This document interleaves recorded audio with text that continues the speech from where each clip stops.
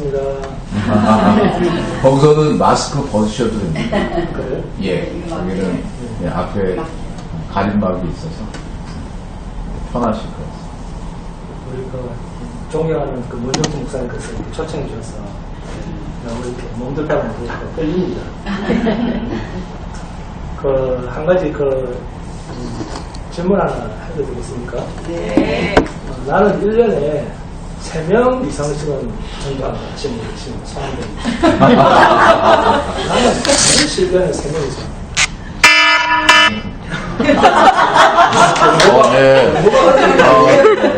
이렇게 하시는 분이. 사람들이 열면. 자, 그러면 기도하겠습니다. 잠시 기도하겠습니다. 노란 숲속에 길이 두 갈래 갈라져 있었습니다. 안타깝게도 나는 두 길을 갈 수 없는 한 사람의 나그네로 오랫동안 서서 한 길이 등불 속으로 벗겨 내려간 데까지 바라볼 수 있는 데까지 멀리 보았습니다. 그리고 똑같이 아름다운 다른 길을 택하였습니다. 그럴 만한 이유가 있었습니다.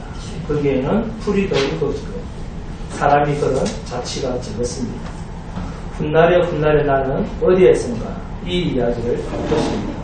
숲속에 두 갈래 길이 갈라져 있었다고. 나는 사람이 적게 간 길을 택하였고 그것으로 해서 모든 것이 달라졌다. 사랑하는 아버지, 우리를 영원한 생명의 길로 인도하여 주시니 감사를 드립니다. 오늘 주의 말씀을 전하는 종이나 듣는 성도들이 그리스도의 말씀 안에서 위로와 은혜를 받게 하여 주시옵소서. 아멘. 존귀하신 우리 주 예수 그리스도 이름으로 기도드립니다. 아멘. 네, 방금 기도할 때 읽어드리시 프로스트의 가지 않은 길이라고 하는 시입니다. 여기서 길은 우리가 걸어가는 인생길을 뜻합니다. 살다 보면 우리는 둘 중 하나를 포기해야 하는 선택의 순간에 놓이게 됩니다. 그때마다 우리는 안타깝게도 두 길을 동시에 다 가볼 수가 없습니다. 대부분의 사람들은 안전해 보이고 많은 사람들이 택하여 걸어갔던 길을 택하게 됩니다. 하지만 오늘 프루스트는 풀이 더 우거지고 사람들이 걸은 자취가 적은 길을 택하였다고 합니다. 여러분, 우리는 모두 하나의 인생길을 걷습니다. 수많은 갈래길 중에 하나의 길만을 걷게 되니까 우리에게는 늘 가보지 않은 길에 대한 미련이 있습니다. 그 길이 더 좋지 않았습니까? 그 선택이 더 옳지 않았습니까? 그 사람이 더 낫지 않았습니까? 그 일이 더 편하지 않았습니까? 그 선택이 더 옳지 않았습니까? 네? 하지만 결과가 어떻게 되는지는 아무도 모릅니다. 지금 이 선택, 지금 걷고 있는 이 길 외에는 절대 알 수가 없습니다. 그러므로 알 수가 없는 그 길에 대한 미련으로 지금 걸어가고 있는 이 길에 대한 풍경을 지우는 어리석은 행동은 하지 않기를 바랍니다. 지금 내가 걷고 있는 이 길, 내가 바라보고 있는 풍경, 그래도 나와 함께하는 사람들, 내가 현재 걷고 있는 이 길의 아름다움만 바라보고 어떤 역경이든 주 예수를 지팡이 삼아 일어나는 매일매일 되시기를 주님의 이름으로 축원드립니다. 아멘. 주님이 주신 복된 길을 걸어가면서 사랑과 이별과 눈물을 우리는 체험합니다. 여러분은 언제 눈물을 흘립니까? 보통 우리는 안타까운 헤어짐이나 사랑했던 사람과 이별을 느낄 때 눈물을 흘립니다. 그 중에서 흔히 생리사별이라 하여 살아있는 사람끼리 헤어지게 되는 생이별과 한쪽은 죽고 한쪽만 살아남아 죽은 사람을 그리워하게 되는 사별로 구별하기도 합니다. 그리고 사람의 힘으로 어찌할 수 없는 것이 죽음이죠. 죽음이므로 사별이 생이별에 비하여 빨리 체념을 할 수가 있다고 합니다. 하지만 생이별은 헤어지지 않을 수도 있었으리라는 그 미련 때문에 사별의 애통을 능가하는 길고긴 정과 정한을 남기기도 합니다. 그래서 보통 이별이라고 하면 사랑하는 사람과 함께 살아갈 수 없는 상황에 대해서 눈물을 머금고 서로 헤어지게 되는 생이별을 이별이라고 합니다. 결혼생활을 한 지 오래된 부부들의 사랑에 대한 이야기를 들어보면 정말 자주 듣는 한마디가 있습니다. 그것은 미운정, 고운정 다 들었다라는 겁니다.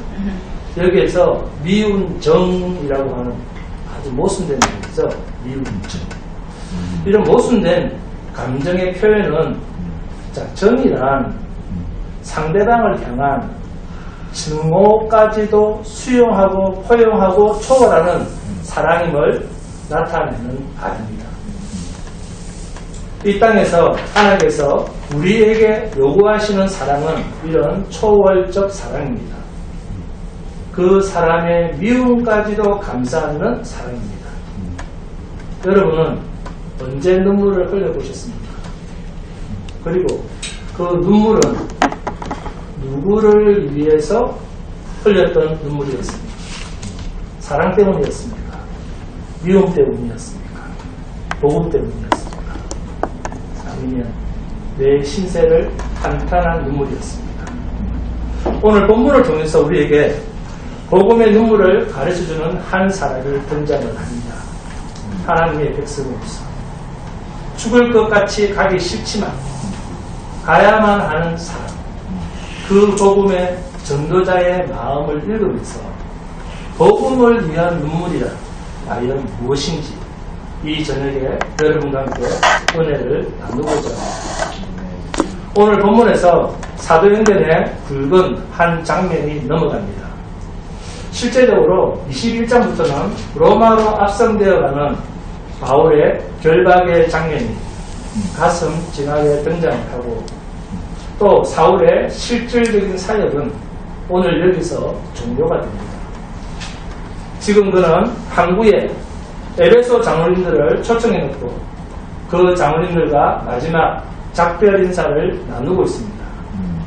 그러면서 얼마나 껴안고 울었던지 성경에 보니까 어떻게 울었다고요? 크게 울었다라고 되어 있습니다. 바울도 울고 장로님도 울고 다 울었습니다. 바로 이 장면이 사도 바울이 실질적으로 아시아와 마게도니아 지역에 복음 사역을 종료하고 고별 설교를 마치는 광경입니다. 만약 여러분에게 바울과 같은 이런 시간이나 순간이 찾아온다면 어떤 이별 메시지를 남기시겠습니까? 마지막 말을 우리는 유언이라고 합니다. 그만큼 사도행전 20장 마지막 부분은 사도 바울의 사역에 최절정기를 함축해서 그림처럼 묶어놓은 아주 중요한 현장입니다. 우리가 생각하기에는 단순히 정말 슬펐겠다. 3년 동안 눈물과 겸손으로 살을 부딪혀가며 목회했던 교회의 양떼들을 남겨놓고 본문 38절에 보니까 다시 그 얼굴을 보지 못하리라. 죽음의 기약도 없이 떠나야 했던 한 목회자와 또 남겨진 성도들. 이 상황을 생각해 볼 때 참으로 가슴이 어리고 가슴이 아리고 아팠겠구나 라는 생각이 듭니다. 여러분, 만약 문정식 목사님께서 열린 교회를 떠난다고 한번 생각을 해보세요. 주한교회 양승창 목사가 교회를 떠난다고 한번 생각을 해보세요. 어떻습니까? 찡하지 않습니까? 아무렇지도 않네요. 아무렇지도 않네요. 좀 설교가 좀 큽니다. 오늘 여기 사도 바울이 떠나면서 장로님들과 함께 흘렸던 눈물은 우리 인간사에서 연인이 헤어질 때 흘리는 작별의 눈물, 그런 감성적 차원의 눈물 기록이 아닙니다. 그렇다면 성경은 어떤 눈물을 표현하려고 이렇게 크게 우는 모습을 담았습니까? 하나님의 백성이란 도대체 어떤 존재길래 거룩한 눈물까지 흘려야 되는 걸까요? 저와 여러분은 하나님의 피의 희생으로 구원받은 사람들입니다. 이렇게 죽음에서 생명으로 구원받은 성도를 거룩한 하나님의 백성이라고 합니다. 그러면 그 백성들은 하나님의 복음의 일꾼으로 하나님으로부터 보내심을 받은 자가 됩니다. 여러분 모두는 하나님으로부터 보내심을 받은 자입니다. 오늘 이러한 거룩한 백성, 주의 사역자 한 사람이 이웃에게 하나님의 복음을 전하기 위해서 가면 돌아올 수 없는 복음의 길 앞에서 크게 눈물을 흘리고 있습니다. 본문 36절을 보시면 이 말을 한 후에 다 같이 웁니다. 이 말이라고 하는 것은 그 내용이 사도행전 20장 17절부터 시작이 되는데 사도행전 20장 17절에서 24절입니다. 자, 함께 공부합니다. 바울이 이들에서 사람을 에베소로 보내어 교회 장로들을 정하니 오매 그들에게 말하되 아시아에 첫날부터 지금까지 내가 항상 여러분 가운데서 어떻게 하는 것을 너희로 아는 바니 곧 모든 겸손과 눈물이며 유대인의 강대로 말미암아 다한 시험을 주고 주를 섬기는 것과 유익한 것은 무엇이든지 공중 앞에서 잡지했으나 허리 없이 여러분에게 전하여 가르치고 유대인과 헬라인에게 하나님께 대한 회개와 우리 주 예수 그리스도에 대한 믿음을 전하소서. 보라 나는 성령의 믿음을 받아 예루살렘으로 가는데 거기서 무슨 일을 만났는지 알지 못하노라. 오직 성령이 가까우셔서 내게 증거하여 결박과 환난이 나를 하시나 나의 걸어갈 길과 주 예수의 가르침을 하나님의 은혜의 복음을 증거하는 일을 마치려면 나의 생명을 조금도 귀한 것으로 여기지 않아야 하노라. 사도 바울의 진심이 담긴 참 아름다운 눈물의 고백이 담긴 고별 설교입니다.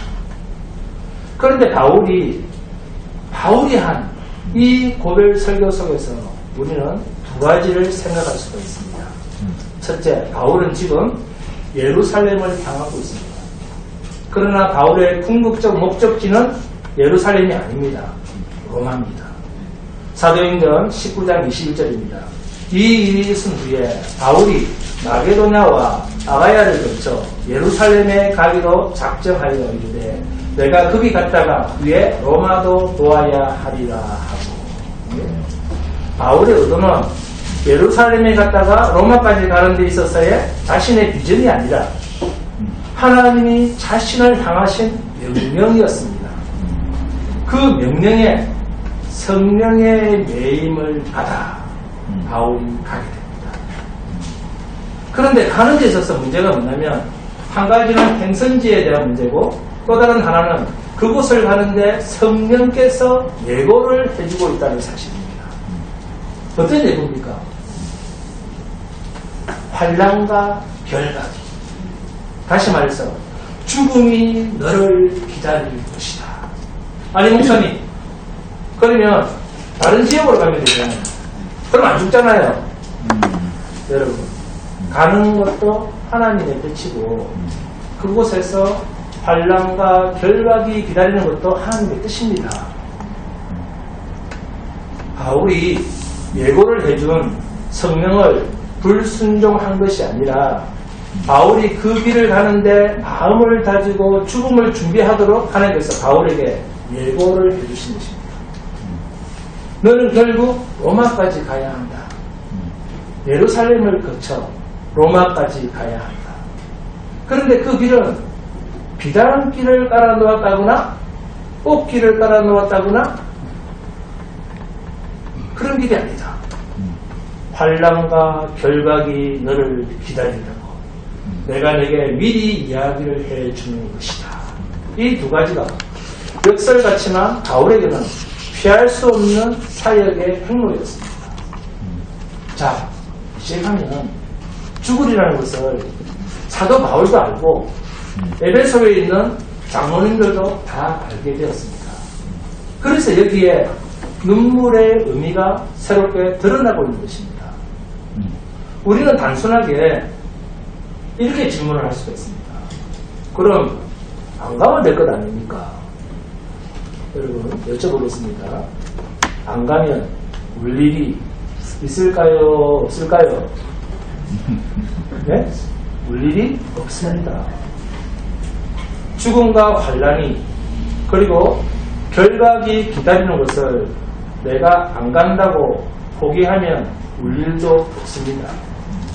그런데 에베소 장로도 울고 바울도 울고 그렇게 크게 울면서 눈물을 흘리는 이유가 뭘까요? 알면서도 피할 수 없이 가야만 하는 길이기 때문에 눈물이 나는 것입니다.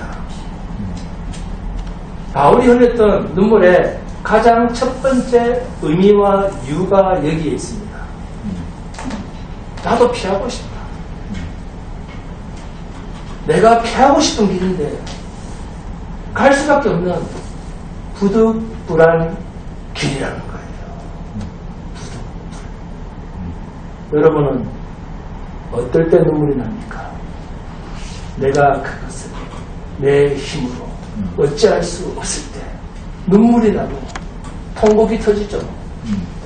여러분, 신자는 하나님께서 내주신, 하나님께서 내게 주신, 다시는 거두어 가지 않는 영원한 생명이 있음으로 인해서 우리는 이 세상을 나그네처럼 영원한 내 고향을 갈 자리인 거잖아요.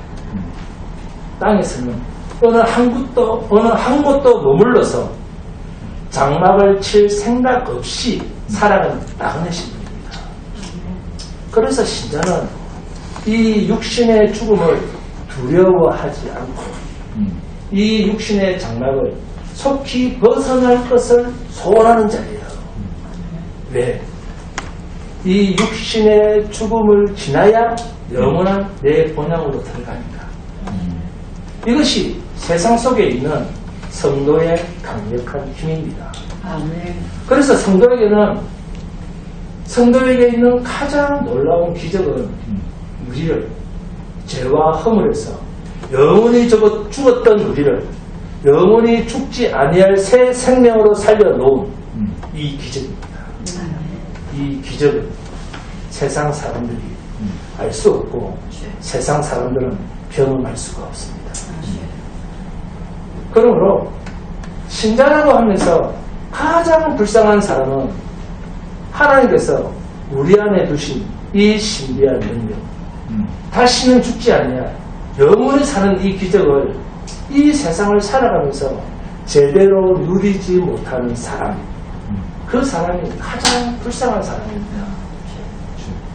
이 영생의 기적을 알지 못하는 사람은 그리스도 예수 안에 있는 하나님의 축복이 무엇인가를 전혀 모르는 사람이라고 해도 과언이 아닙니다. 썩어질 육신에 좋은 옷과 최고급 화장품에 좋은 보석과 온갖 명품으로 치장을 하는 것은 결국 썩어질 몸뚱아리를 썩어질 무화과잎으로 가려놓은 것과 같은 것입니다. 성도는 썩어질 것으로 치장하는 자가 아닙니다. 성도는 속을 단장하는 자입니다.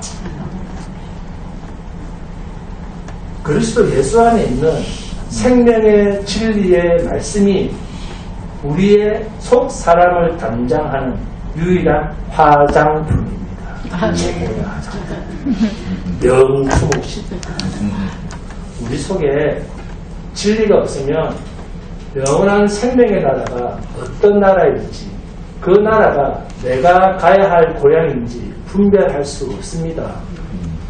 이 말세의 지말에 가장 귀한 것이 있다고 하면 그것은 하나님의 신비한 일하심을 보는 말씀에 대한 진리의 눈입니다. 여러분, 진리의 눈으로 살 수 있기를 바랍니다.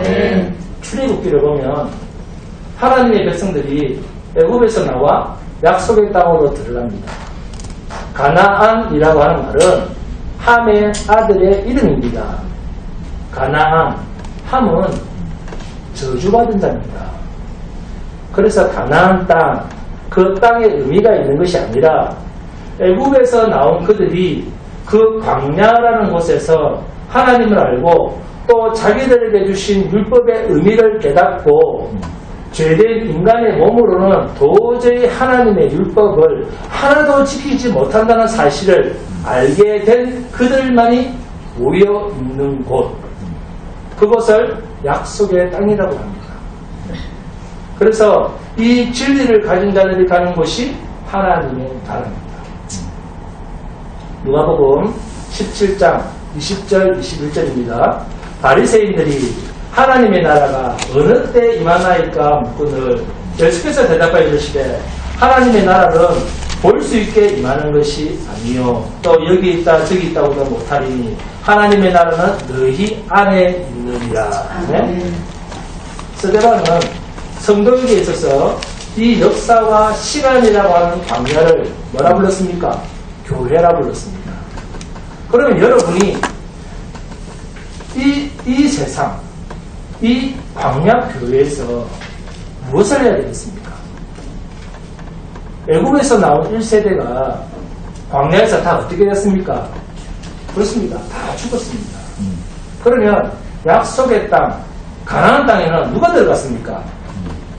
광야에서 태어난 2세대가 들어갔죠. 그런데 그 2세대를 성경에서 뭐라고 합니까? 사도행전 7장 38절에 나옵니다. 시내산에서 말하던 그 천사와 우리 조상들과 함께 광야 교회에 있었고 또 살아있는 말씀을 받아 우리에게 주던 자가 이 사람이다. 아멘? 시내산에서 말하던 그 천사 누굽니까? 예수 그리스도입니다. 예수 그리스도와 우리 조상들과 함께 광야 교회에 있었고, 그러면 광야 교회에서 난 자들이 누굽니까? 출애굽 후 광야에서 태어난 2세대입니다.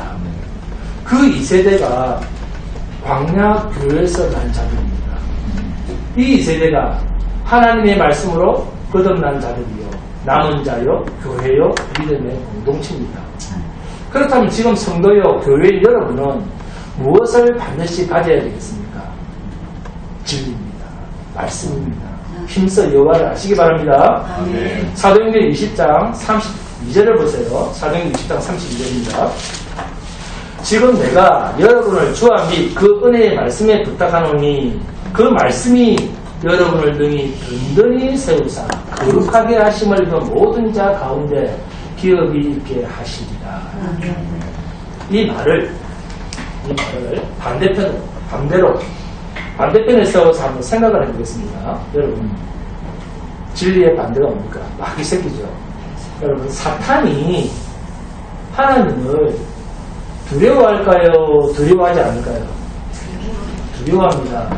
자, 그러면 두려워하면 하나님께 대하여 사탄이 하나님께 무릎을 꿇고 잘못했습니다 하면서 빌까요? 어떻게 할까요? 무서워하는데 두 번 다시 하나님 눈에 띄지 않도록 하나님께로 멀리 도망을 갈까요? 그럼요. 무서운데? 도망을 안 가죠. 네?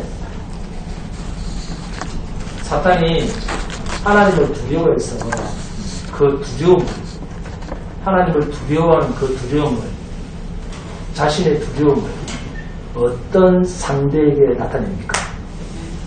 마귀의 자기 두려움을 어떤 상대에게 나타냅니까? 하나님이 아니라 하나님의 백성입니다. 잘 들어가서 하나님의 백성, 성도를 공격합니다. 자신의 두려움을. 그러면 신자를 공격할 때 사탄의 공격은 어떤 형태, 어떤 식으로 공격을 하는가? 어떻게 할까요? 세상 것을 좋아하게 합니다.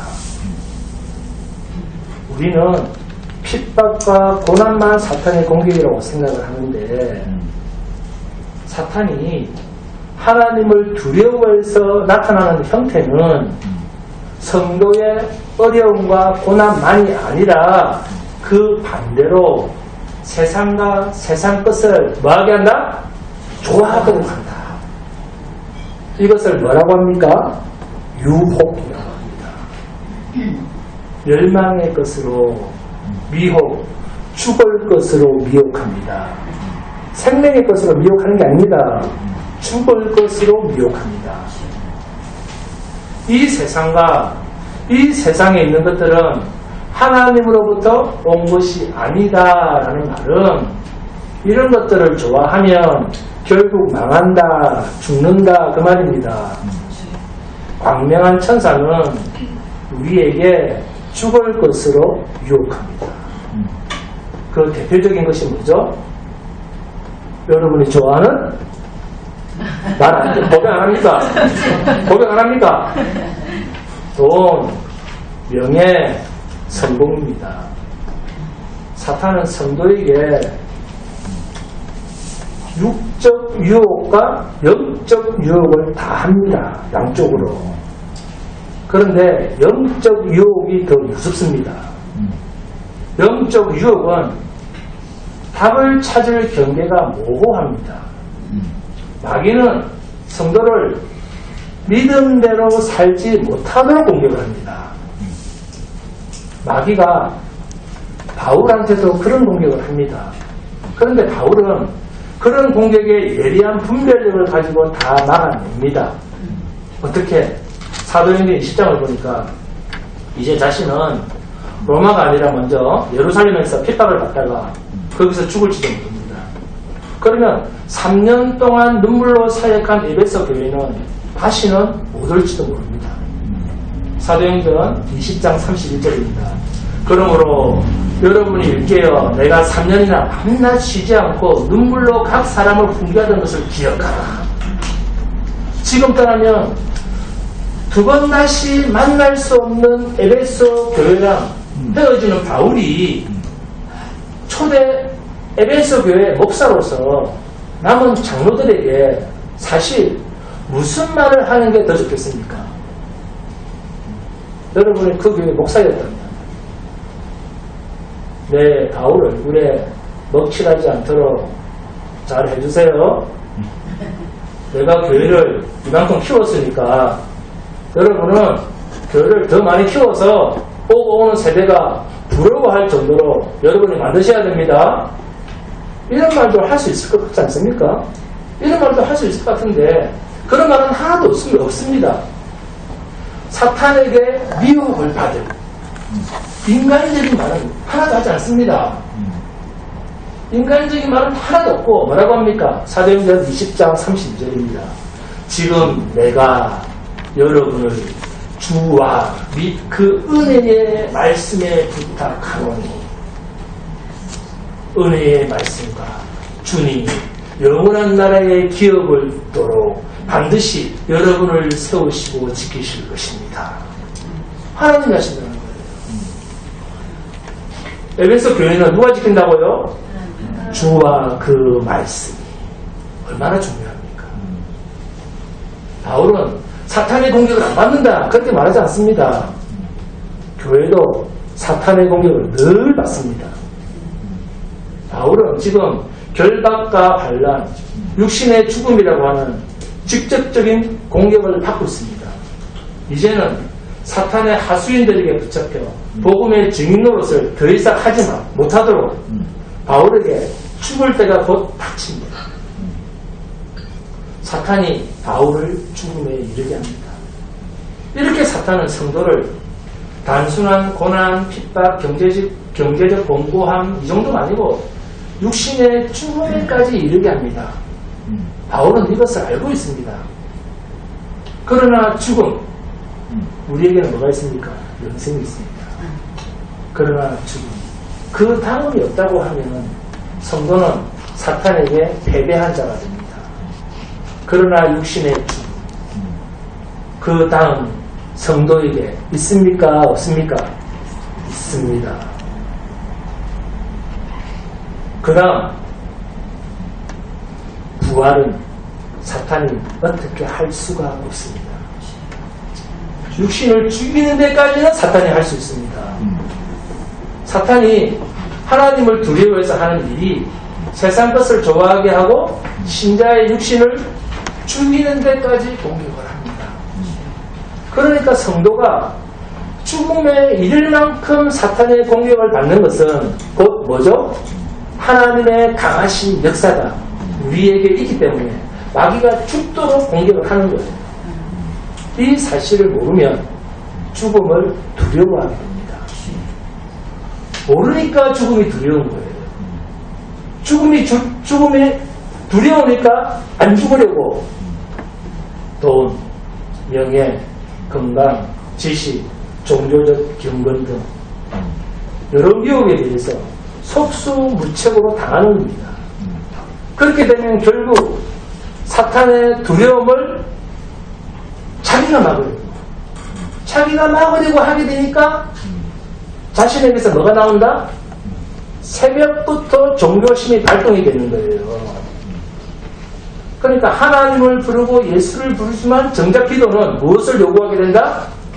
그의 나라와 그의 의, 교회를 위한 기도가 아니라 자기 육체를 위한 기도. 무엇도 해주시고 무엇도 주시고 하는 그 모든 것이 다 뭐다?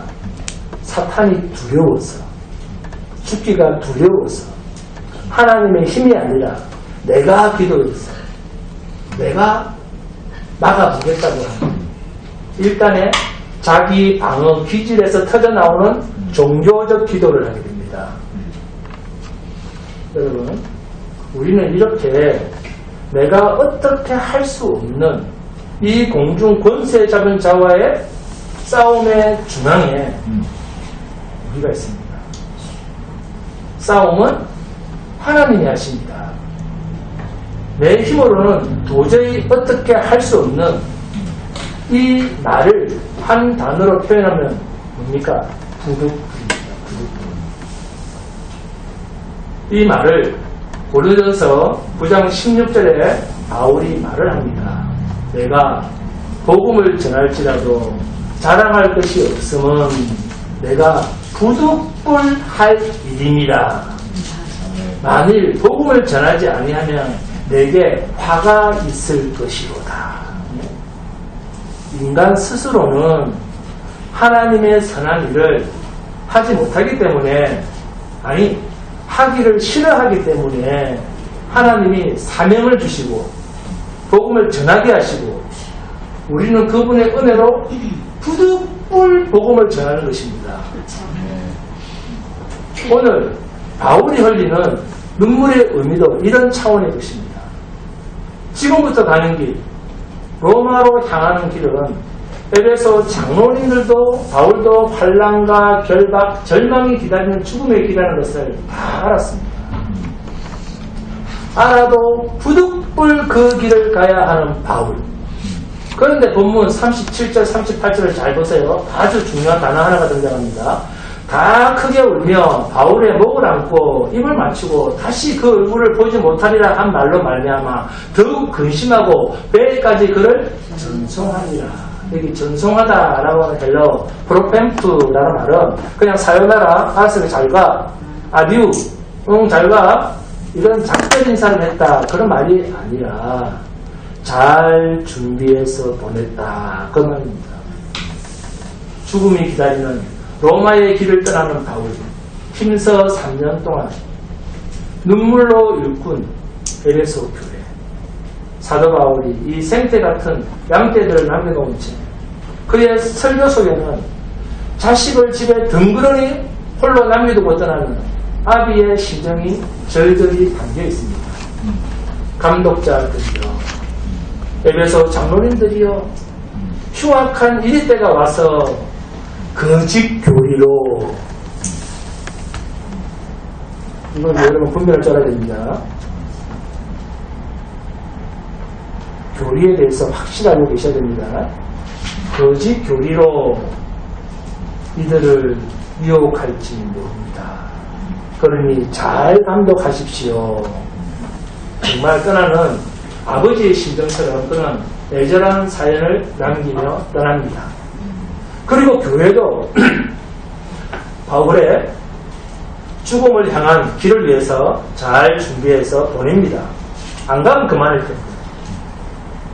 그러나 그 일은 하나님께서 주신 꿈이고 비전이기 때문에 안 갈 수가 없는 부득불한 길입니다.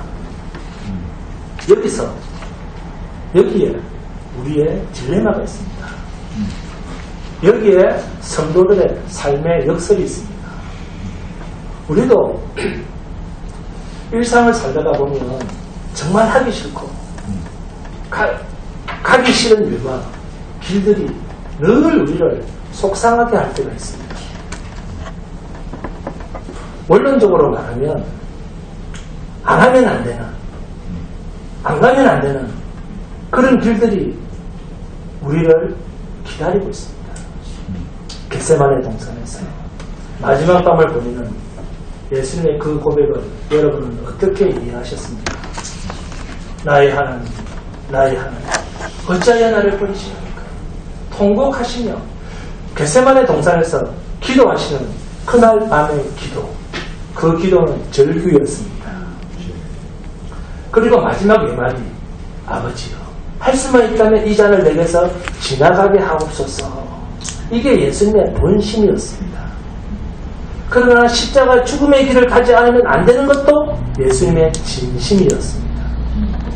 이 역설 앞에 주님은 울면서 그 길을 갑니다.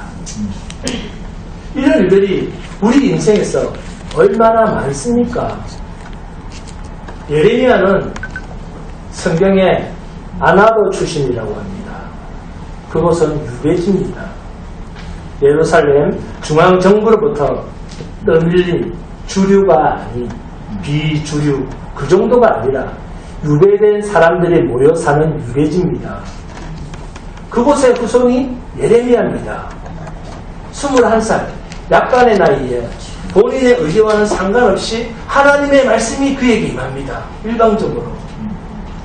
유배지 출신의 어린 예레미야에게 하나님의 말씀이 임하는데 예레미야는 청중들 앞에 나서고 말하는 그런 일을 싫어합니다. 그래서 하나님 앞에 애원을 합니다. 슬프도소이다. 나는 아이라 말을 할 줄 모릅니다.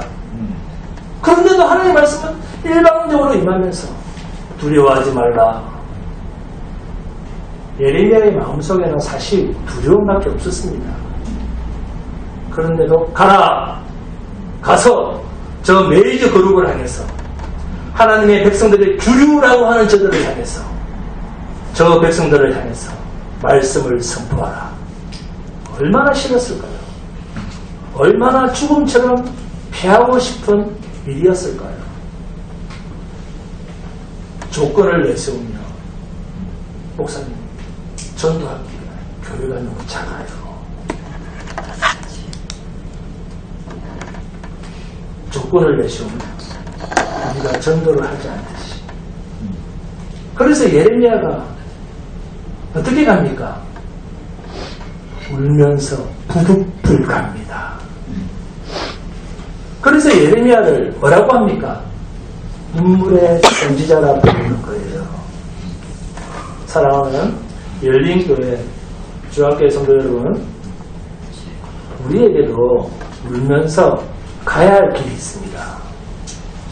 무슨 길입니까? 나는 하기 싫은데 주님이 시켜서 부득불 하게 되는 전도하는 눈물의 길입니다. 환난과 결박과 죽음이 기다린 성교, 복음의 길입니다. 오늘 바울이 장로님들과 함께 흘렸던 눈물은 세상이 알지 못하는 눈물입니다.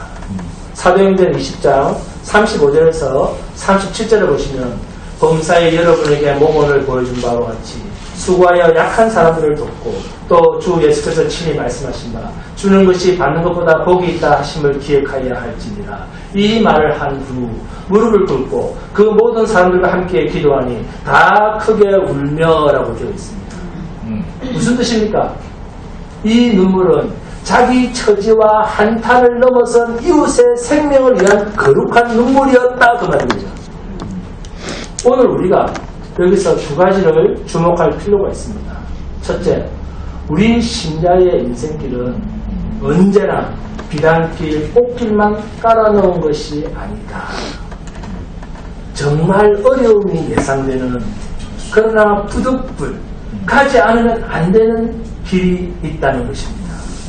마태복음 11장 28절 29절을 보시면 예수님께서 수고하고 무거운 짐진 자들아 다 내게로 오라. 내가 너희를 쉬게 하리라. 나는 마음이 온유하고 겸손하니 나의 멍에를 메고 내게 배우라.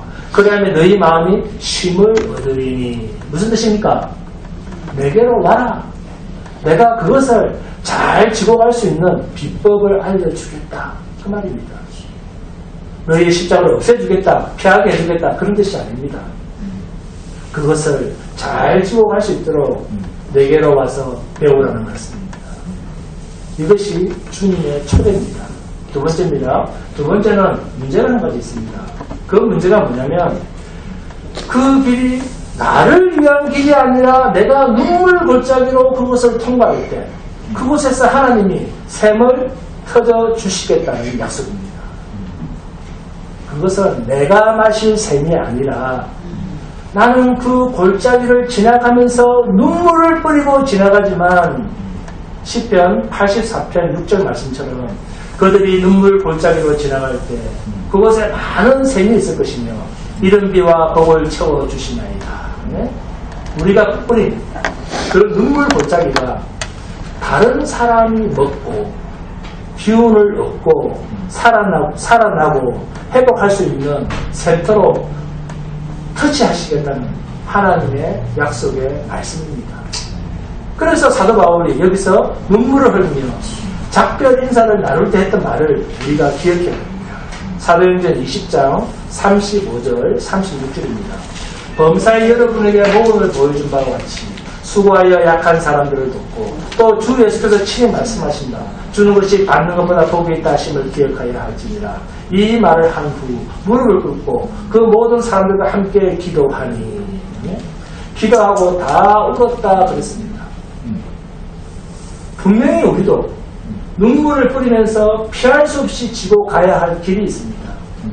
우리가 눈물 골짜기로 십자가에 태워진 자신의 못을 지고 걸어갈 때 많은 사람들이 여러분이 걷는 그 길을 통해서 격려가 되고 살아나고 영원히 솟아나는 그 샘터를 통해서 살림을 받겠다는 약속입니다. 이것이 하나님으로부터 제사장 집으로 부름받은 우리에게 주신 시대적 소명입니다. 우리는 이제 한국교회와 내 문제를 뛰어넘어서 이제 우리 수준이 내 문제 정도는 뛰어넘어야 되지 않겠습니까? 언제까지 내 것 붙잡고 기도만 하겠습니까? 한국교회와 내 문제를 초월하여 뛰어넘어서 나의 이웃을 살리는 데 집중해야 합니다. 엘리야는 대승리 후에 로뎀 나무 밑에 들어누워서 못해보겠다고 그랬습니다. 이 정도만 됐으니까 내 생명을 거둬달라고 했습니다. 그러나 모세는 십계명을 받아가지고 내려오는 길에 아래를 보니까 밑에서 백성들이 범죄에 빠져있는 모습을 보았습니다. 이를 보고 하나님이 이 백성들을 멸절시켜버리고야 말겠다라고 버름장을 놓으실 때 모세는 하나님 이들을 생명체에서 지우시려구나. 나의 생명도 지워주십시오. 이렇게 간청을 합니다. 모세는 하나님의 일을 맡은 직분자로서 집사, 권사, 장로, 목사로서 그 정도의 마음이 있었습니다. 로마서 9장에서 사도 바울은 또 뭐라고 합니까? 내 친척과 가족과 형제와 권속을 위하여 내 생명이 그리스도와 떨어질지언정 떨어져도 좋다. 그런 말이 아닙니다. 수사법입니다. 이들을 구원하여 주옵소서. 사랑하는 여러분, 적어도 우리가 먼저 이 부유한 생명을 받은 존재로서 하나님께 믿지 않는 영혼들을 위해서 이 정도의 마음은 있어야 되지 않겠습니까? 이런 애끓는 심정이, 이런 애끓는 심령이 2023년에는 사람에 대한 아픔이 이 차가운 겨울에 봄처럼 회복이 되는 은혜가 있기를, 눈물 골짜기를 가는 여러분의 그 눈물에 주께서 수많은 생명의 열매들을 불러 모아주시고 열린 교회에 보람을 안겨주시는 복된 새해가 되시기를 주님 이름으로 축원드립니다. 잠시 기도하겠습니다.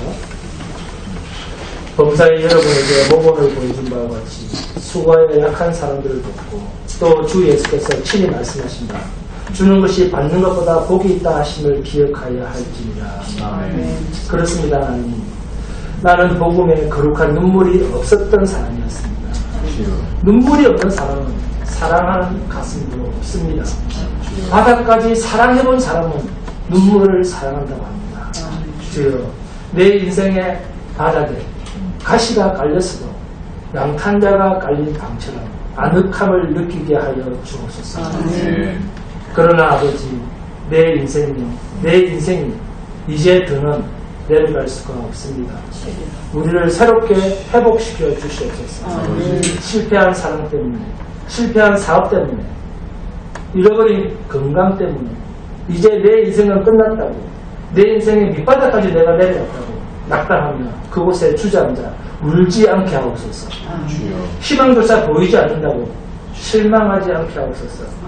주님을 처음 만났던 그 맨 처음으로 돌아가게 하여 주옵소서. 그곳에서 다시 시작하게 하옵소서. 그곳에서 내가 흘린 눈물만큼 내 인생의 깊이를 알게 하시고 눈물보다 아름다운 것은 다시 시작하는 용기와 희망임을 알게 하옵소서. 자신의 삶에 방대하는 것은 하나님께 방대하는 일입니다. 하나님이 만들어 놓으신 이 고요한 밤 하늘에 아름다운 별들을 헤아리는 마음의 자유를 누리게 하옵소서. 모든 존재는 존재 그 자체로 아름다움을 느끼게 하여 주시고 나의 인생은 후회하지 않게 하옵소서. 후회는 나를 순결하게 만들지 못합니다. 하나님의 말씀만이 나를 순결하게 하심을 깊이 새기게 하여 주옵소서. 이제까지 우리의 인생의 실패는 나를 예수 그리스도 안으로 이끌었던 도구였습니다. 우리가 세상에서 아무리 쓰디쓴 상처를 받더라도 우리 존재에 깊숙이 거하시는 성령님의 고귀함은 더럽혀지지 않은 걸 알게 하셨어. 나의 지나간 삶이나 육신의 병든과 고통에 집착하지 않게 하옵소서. 오직 하나님이 우리에게 주신 이 길, 약속한 길, 복음의 길, 십자가의 길, 내가 가지 않았던 그 길, 눈물 골짜기를 묵묵히 주 안에서 걷는 인생이 되게 하여 주옵소서. 그래서 내가 지나간 그 길에서 주님의 약속하신 생명의 샘이 터져나오는 열린 교회가 되고 주한교회가 되는 역사를 목도할 수 있는 은혜를 허락하여 주옵소서. 그리고 예수 그리스도 이름으로 기도드립니다.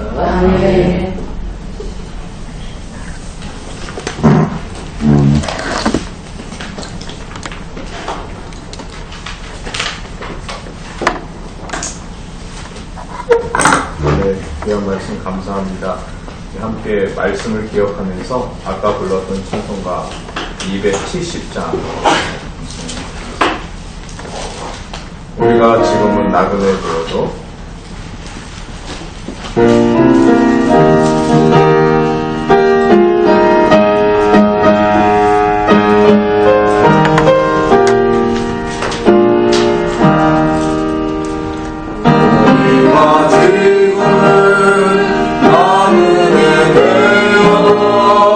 화려한 천국에 건너가 가리니